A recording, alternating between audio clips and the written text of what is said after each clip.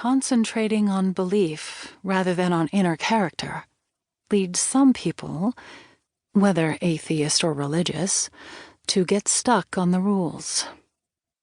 That is exactly what all fundamentalism is: people mistaking rules and myths to enforce a false man-made spiritual goal. And because the mistake is a massive one, all sorts of cruelties and fictions are used to reinforce this, and endless training for a salvation that never comes. Enter post-9/11 Christians, stalking the grieving families of soldiers killed in our wars, desecrating the solemnity of their funerals with screams of "God hates fags" and "God hates America." And enter Trump's followers. Enter those willing to even turn wearing masks and getting a life-saving vaccine into culture war fodder to own the libs at the cost of life itself. There is only one defense against the rising worldwide fear-filled fundamentalist tide seeping into religions everywhere: the embrace of paradox and uncertainty as the virtuoso expression of life-giving humility. Our egos must be curtailed by what we do not know, which is far more than we do know. This humility is rooted in a fact. We are at the beginning of creation and don't have any clue as to how things will grow and change. To me, Carolyn Baker's Confronting Christofascism, Healing the Evangelical Wound, is a liberating anti-theology. She speaks about what may not be said about God. And this way of perceiving God is found not just in ancient Christianity, but in the best of other religions too. Or, for that matter, in the work of people like my friend Dr. Marlene Winnell, a psychologist, educator, and writer whom Baker quotes as a groundbreaker in studying the deadly impact of fundamentalist religion on individuals.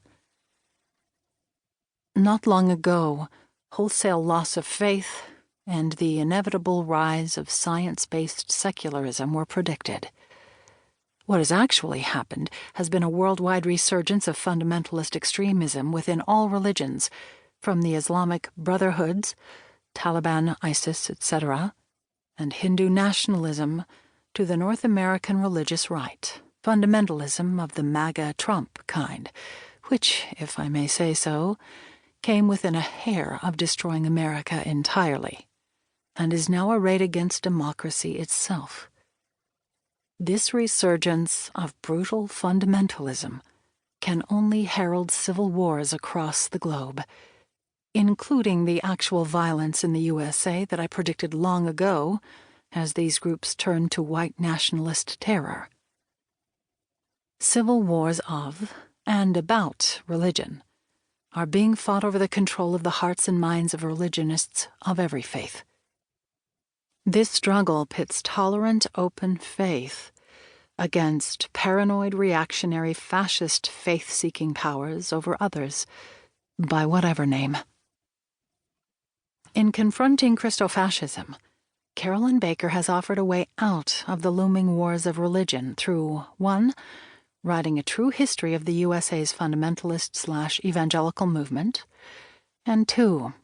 Offering the first steps on a path to freedom for those wishing to reconsider fascist religion and escape. This is an important book. Frank Schaeffer, author of Fall in Love, Have Children, Stay Put, Save the Planet, Be Happy. Introduction. At this moment, American constitutional democracy is sitting on a knife's edge between maintaining a democratic republic or succumbing to the tidal wave of authoritarianism that appears to be engulfing numerous nations globally.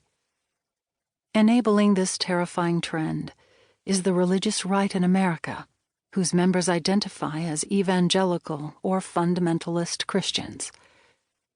This movement not only threatens the American Republic, but has served to traumatize countless members of its followers who have joined its ranks in order to make sense of the dizzying changes and daunting